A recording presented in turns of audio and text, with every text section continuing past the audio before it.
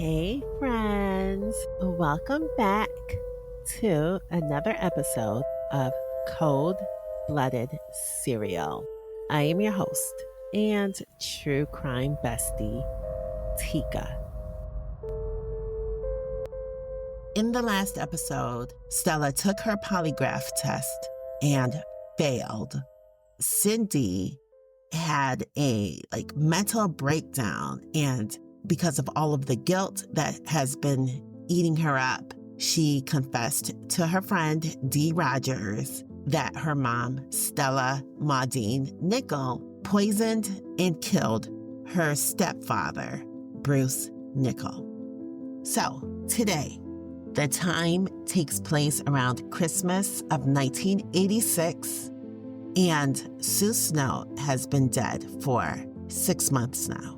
Her youngest daughter, Haley, is in mourning and reminiscing over the Christmases that she shared with her mother.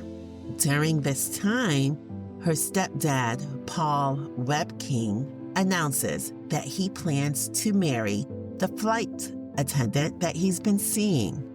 Yeah, friends, Paul has moved on very quickly and is not mourning his dead wife. Prior to this announcement, Haley never believed that Paul was guilty, but now she's wondering if Paul and his flight attendant girlfriend actually had something to do with her mother's death. We all know that Stella Nickel had something to do with it, but Haley Snow, Exa Snow, and Sue's twin sister, Susan, still have no idea that Stella Nickel exists. So, after Paul announces his engagement, Haley considers moving out, but this was her mother's home. This is her childhood home, and all of the memories of her mom is in this house. So she's like, you know what? I'm just gonna stay.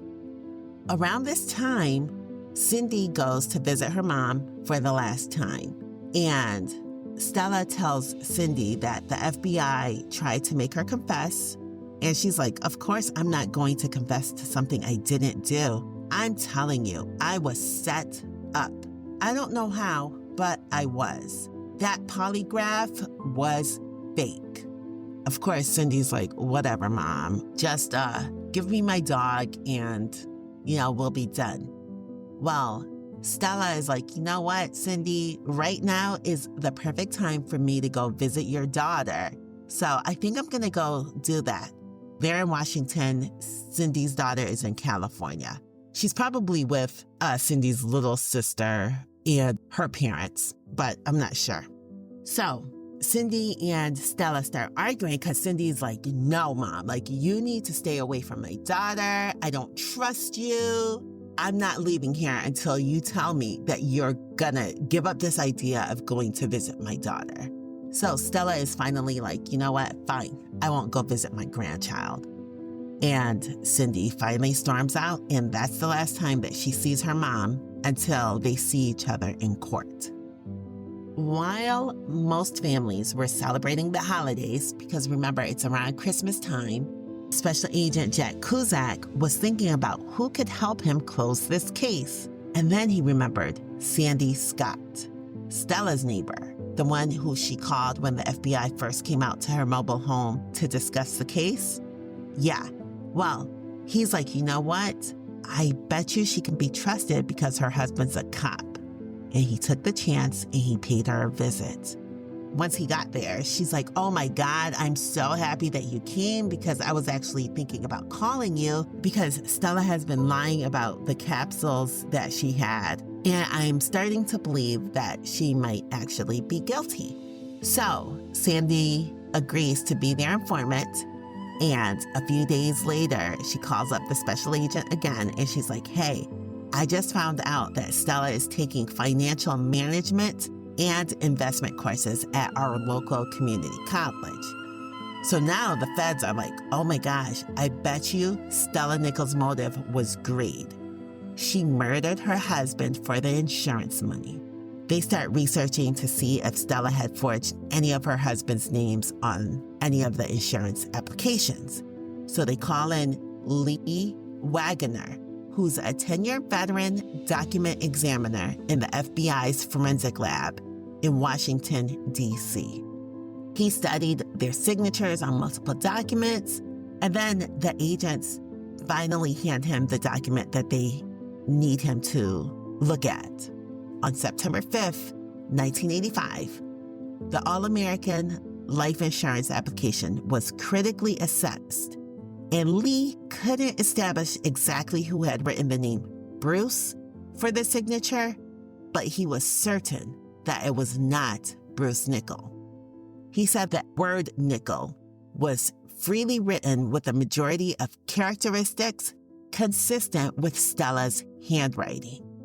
And the All-American application life insurance from October of also 1985 was without a doubt forged by Bruce's wife, Stella Nickell. Now we're going to fast forward to January 18th, 1987. Sandy pays Stella a visit, and, they're small talking. Sandy is listening to Stella talk about how the feds are making her the fall guy for this, but she's really innocent. And then, Sandy's just like, hey, what kind of algae pesticides do you recommend? And Stella's like, I don't use any. I actually have an unopened bottle that I recently purchased, but now I just use the bottom feeder, like fish. I try to keep it natural.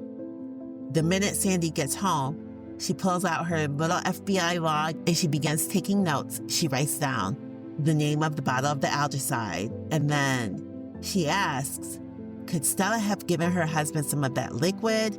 Is that why he was so strange the last time I saw him? The last time that she saw Bruce, which was the night before he died, Bruce was sitting in the family room. He didn't even acknowledge me when I walked into the room. He did not move a muscle. My thought was they had a fight. But now Sandy is wondering if Bruce was already poisoned. She said, it was almost like his eyes never blinked. His hands were on the arms of the chair, but he didn't move a muscle. Yeah, friends. It's funny how your brain works, because, when she saw this, she was not thinking anything sinister. But now that you're thinking Stella might be guilty, it's like he was acting pretty odd that last time that I saw him, It's just funny how the brain works. So now you have the insurance policies with the forged signatures, a failed polygraph, and a ton of lies. But the FBI still don't have a case against Stella. Joanne Maida, the assistant U.S. attorney who was assigned to prosecute the case, kept asking for more evidence that the feds did not have. The agents are praying for a miracle. And sometimes the universe hears your prayers. The miracle came when Cindy, Stella's daughter, decided to come forward.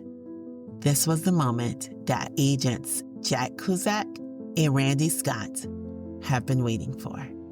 They go to meet Dee Rogers and Cynthia Hamilton. The agents were definitely nervous because they're like, hey, Cindy is probably going to chicken out and change her mind, because no one really wants to put their mom behind bars, right? But Cindy's guilt was too strong, so she's like, I have to do this just for my own sanity. And she tells the agents that her mom had killed Bruce because she was bored with him and wanted more excitement in her life. Like, friends, that is the absolute worst reason to kill someone. Like, I'm pretty sure money had played a part, but we all know that she was complaining about how boring Bruce was. She said that she killed him because she didn't want to lose half of everything she had worked so hard to get by getting a divorce. Stella also planned to use some of the insurance money to open a fish store, and she was going to have Cindy work for her because Cindy was very knowledgeable about handling and caring for fish. To Jack Cusack, the notion of killing one's husband for a fish store was not particularly shocking. After all, he has heard plenty of people say they had killed for less. Of course, the FBI wants to know how Cindy knew that Stella was going to kill Bruce. She said that around Christmas of 1985, her mom began mentioning it more and more, and even saying things like, "We could have so much fun with Bruce out of the way. With his insurance, we'd have the money to open a fish store." Special Agent Kuzak asks, "Did you really think your mom was going to kill Bruce?" "Well, I knew she was going to do it because she was so calm and intense about it." Around the start of 1986, Stella told Cindy how she filled capsules with some poisonous seeds and fed them to Bruce, but they only made him sluggish. And Agent Kuzak asked, "Why would he take them?" "Well, my mom always gave my dad capsules. He suffered from bruxism, which is nighttime teeth grinding, and my mom gave him stress vitamins to relieve it so she could sleep at night." Cindy continued telling them how her mom was short on cash and, wanted to hire a hitman or someone who could mess up Bruce's brakes, but she didn't have enough money to pay for that job. She even considered adding heroin or cocaine in Bruce's iced tea. And then, one morning, Stella brought up the Chicago cyanide case and told Cindy how easy it would be to reenact the case. So, with all of the outlandish information that Cindy had provided the agents wondered if this would be enough and hoped that Cindy would take a polygraph test to further help their investigation.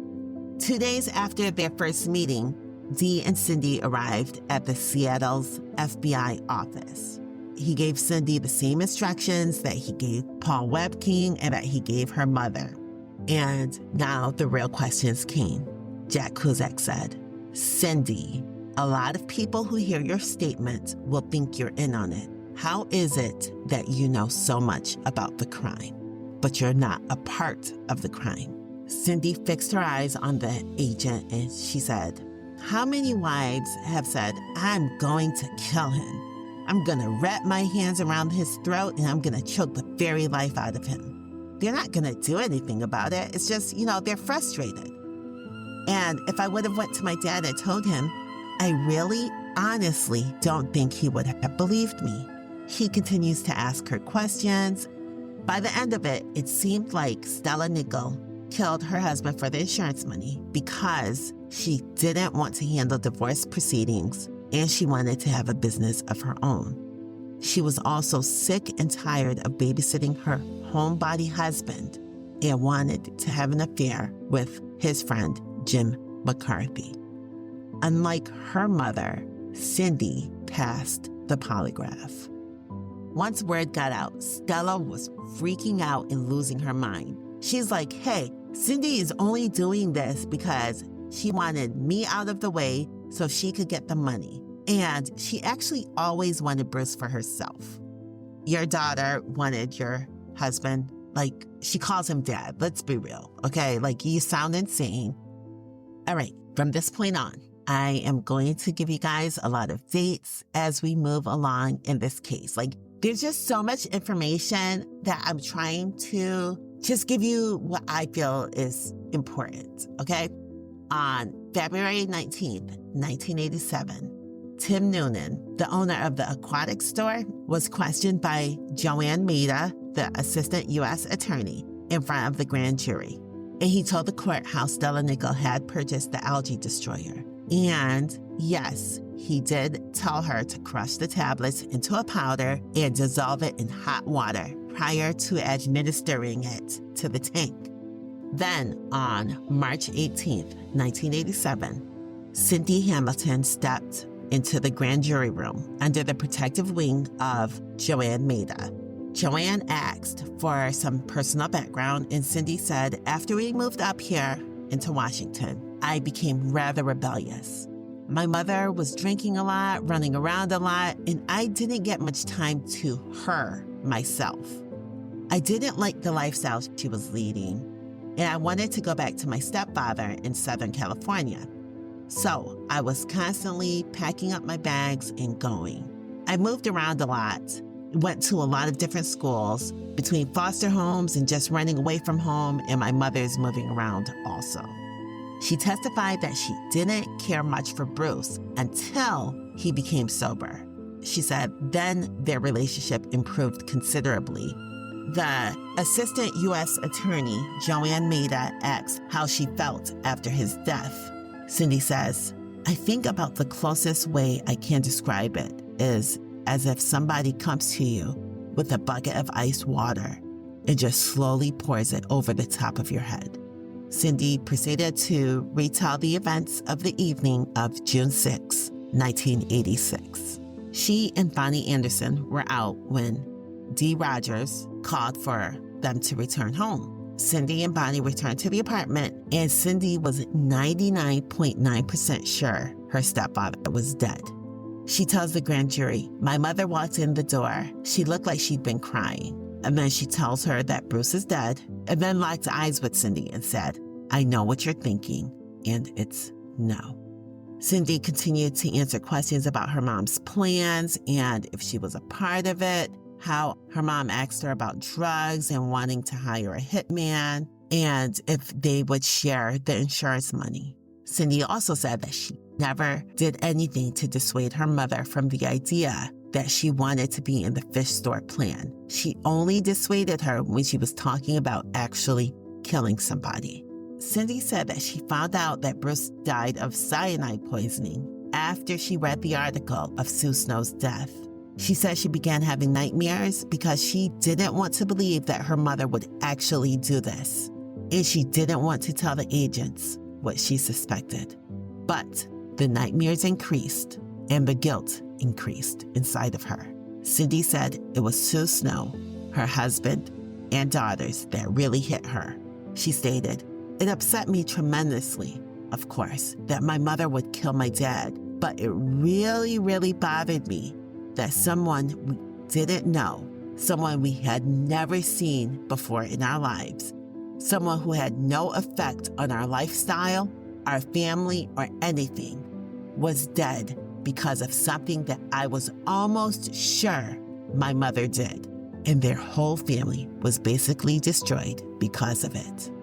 Cindy was then asked if anyone could corroborate her story of the night that she found out Bruce was dead, and Cindy referred the agents to her friend Bonnie Anderson. Bonnie's story was an exact match of Cindy's. Bonnie remembered word for word, "I know what you're thinking," and the answer is no. Bonnie said, "Cindy knew nothing of this. She fell apart. She didn't even know her dad was in the hospital. She just couldn't believe it. Her reaction was the same reaction I had when my dad died." We're going to fast forward now, in March of 1987, but they didn't give a specific date, okay? So, we're sometime in March of 1987. A new young agent visits the local library with a subpoena in hand to view the books that Stella Nichol checked out. He searched through dozens of books and subject catalogs, nearly 2 hours into it, and then he finally found one stamped with Stella Nichol's number, Deadly Harvest. You guys, that sounds like a great name for a scary movie. He said he continued his search and found that she had an overdue notice on another book. The title was Human Poisoning from Native and Cultivated Plants. Bingo. Friends, they got her. Listen, this was it, right? Because why do you have these books in your possession? Like, it's weird, especially if you're wanted for murder. Early one morning, Special Agent Mike Byrne called Jack Cusack into the office and handed him a paper from the FBI lab. He says, "Look at this," with a big grin on his face. The Bureau has made Stella's latent prints on the library book. In the copy of Deadly Harvest, the agent found more than 80 finger and palm prints matching Stella's. On pages 88 to 89, with passages on cyanide, they say that it showed the greatest number of her prints on any two-facing pages. It also featured an exceptionally clear print with 47 characteristics matching Stella Nichol's. The FBI finally made a breakthrough. Friends, Stella Nickel is going down. A fingerprint belonging to her was also found from the membership enrollment card for Bruce Nichols' All-American Life Insurance policy. The FBI expert also found 2 latent prints on Bruce Nichols' January 8, 1986 long-term disability enrollment change form from the SEIB. But do you know whose prints were never on those? Bruce's. Oh my gosh. Listen, the case against Stella is definitely stacking up. So, during this time, Sarah Webb, Sue Snow's twin, got the news about Stella Nickel from an attorney working on the lawsuit against Bristol Myers. She told a friend, "I still think Paul's the killer. We just can't prove it." Haley and Exa Snow, they just want to know who did it. And during this time, Haley Snow was doing her best to hang on to her mother's memory as her world continued to wither. By this time, Paul is now remarried to his flight attendant, Sherry, and he continued to be an asshole. He sold Sue's jewelry and then told her daughters that he had lost the jewelry. This was jewelry that the girls had planned on keeping to remember their mother by. How freaking selfish and cruel and insensitive this man is. Oh, what a freaking jerk. Poor Haley and Exa. Like, I feel so bad for them. Yeah, they have pictures, but I understand them wanting the jewelry that their mom had. All right, we're gonna go back to the investigation now. We're gonna fast forward to December 9th, 1987. And this is 18 months after the case began with Haley Snow's call to 911. Special Agent Jack Cusack took the stand before the grand jury and provided his testimony about the fingerprints on the library books. He told his partner, Agent Ron Nichols, to get the car from the garage. Get it ready, Ron, because if a true bill indictment is sent down, we need to make that trip to Auburn to be the ones to arrest Stella. And around 11 o'clock in the morning, Special Agent Jack Cusack knocked on the door of a trailer. Stella's new boyfriend, Fred Phelps, answered. And Fred told the agents that Stella didn't feel well because she's been expecting them, but she didn't expect them this soon. Special Agent Cusack just gets to the point. He's like, "Are there any guns in the house?" Fred's like, "Yeah, here, I'll show you where they are." The agents gather the weapons. Stella comes out from the back and she's still in her bathrobe. She looks pale. The agents don't care. They're like, "Stella, you are under arrest. Consider yourself in our custody. Don't move." One of the agents holds out the warrant and reads her Miranda rights. With no emotion, she just says, "I understand." And over the next few days, Stella Nickel made 2 court appearances. A U.S. magistrate denied her bail, and by the end of the week, Stella pleaded not guilty to each of the 5 counts, 1 count for each bottle, before a federal judge. The trial date was set for February 16th, 1988. And friends, this is where I leave you. Thank you so much for listening. Yeah, this is getting good. Join me for the next episode where we dive into details of the actual case. Stay safe. I will talk to you soon. Bye.